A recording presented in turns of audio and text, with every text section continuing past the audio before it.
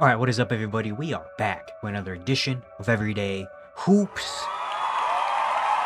Hope you guys are having a good one. Today we have episode 13 of season 3 of the Look In series, something I do at the end of the season, where I look back at each team's season, see what the future holds, and look into what this team is doing. Today's episode is on the Atlanta Hawks.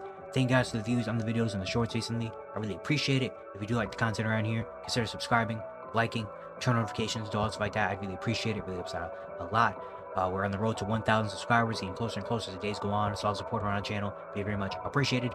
That's my Twitter and all that stuff down in the description below. And yeah, don't waste any more of your time. Let's get right into it. So we're talking about the Atlanta Hawks today. They just lost in the the second playing game to the Miami Heat, an overtime game. We're a couple hours after. I'm recording this a couple hours after the game.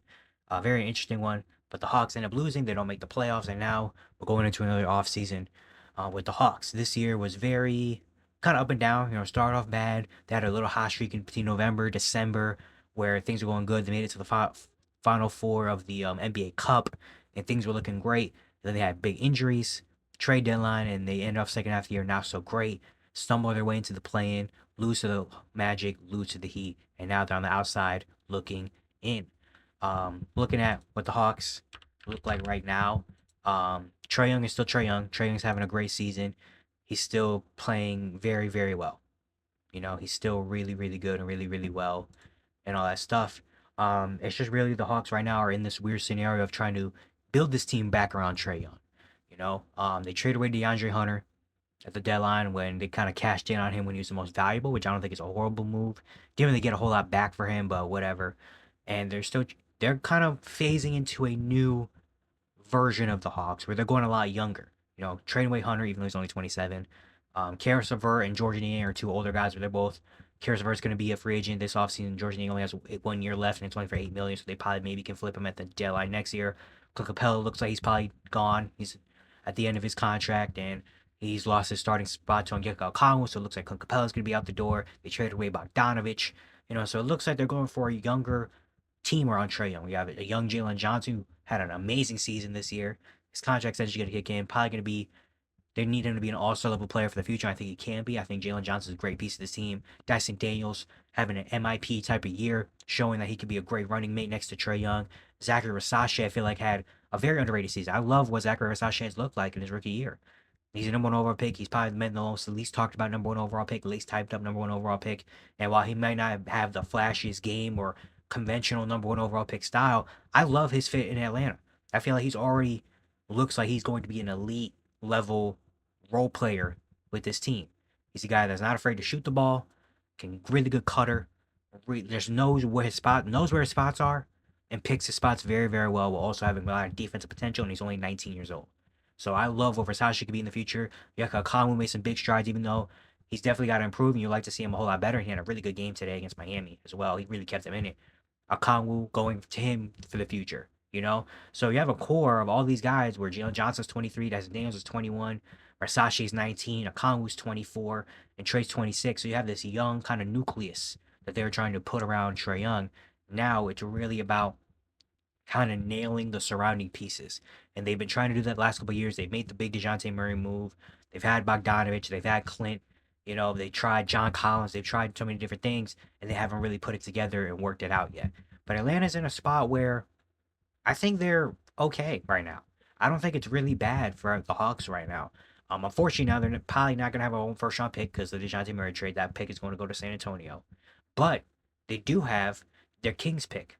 That unless the Kings pick jumps up really high, they're going to have a first round pick anyway. So good thing is you have a first round pick, and they also potentially might have the Lakers first round pick. So you might bring in 2 more first round picks this offseason, which is a lot better in terms of what they need to draft. I would stay at what they've been doing, where going wings. They went Versace last year. I think you still go with wings around Trae Young. I think putting big wings that can shoot and defend around Trae Young is how you build this team out. So looking at what they could do in the draft, I don't know if Con is gonna fall so far, but I feel like I've said Con so much. But Con just feels like a guy that you just plug in anywhere you could fit. Lee McNeely could be a guy. Rasheer Fleming. I think I've mentioned him in every one because I really like Rasheer Fleming. Maybe do you go with I don't know how well you go to a 2 guard if like a Jace Richardson is available.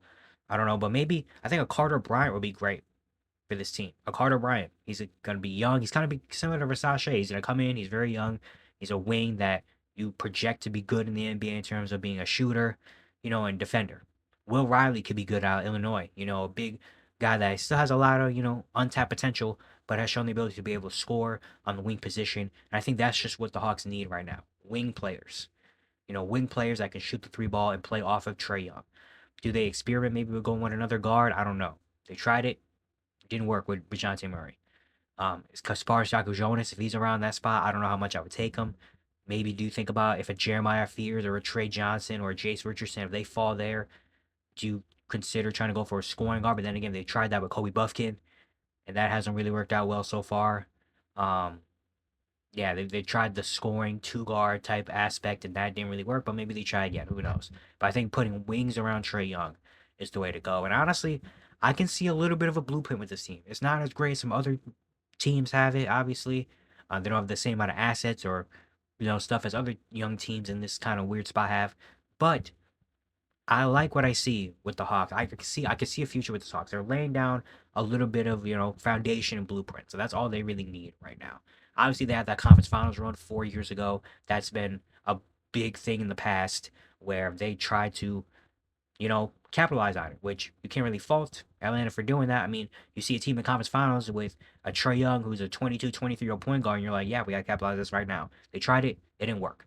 Now I feel like they're finally kind of realizing that that was just fool's gold, and that's not really what the Hawks team is.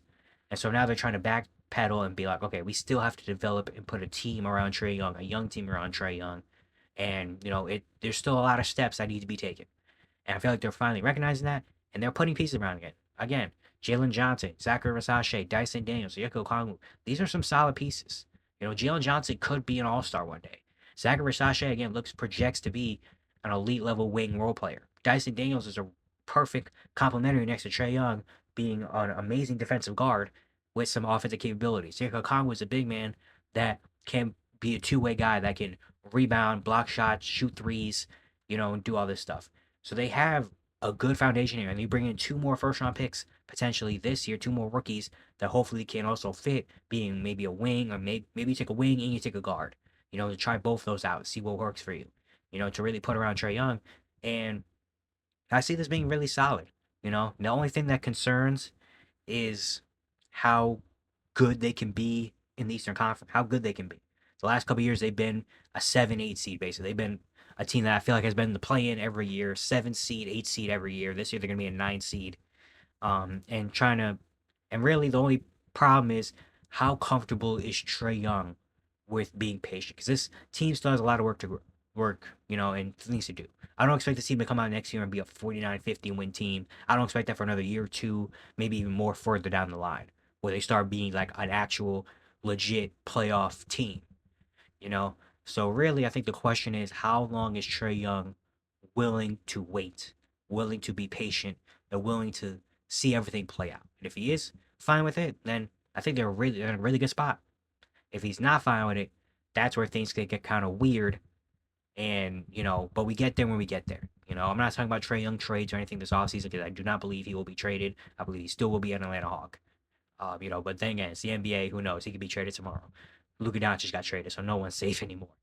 But I like what this Hawks team is doing. I like the direction. This is the first time I feel like in a little while that I've liked what the Hawks are doing, like the direction is going in. The last couple of years with the DeJounte thing, it's been kind of chaos. But again, they were trying to win, trying to capitalize, trying to make it back to that conference finals, trying so hard, and just things were not working.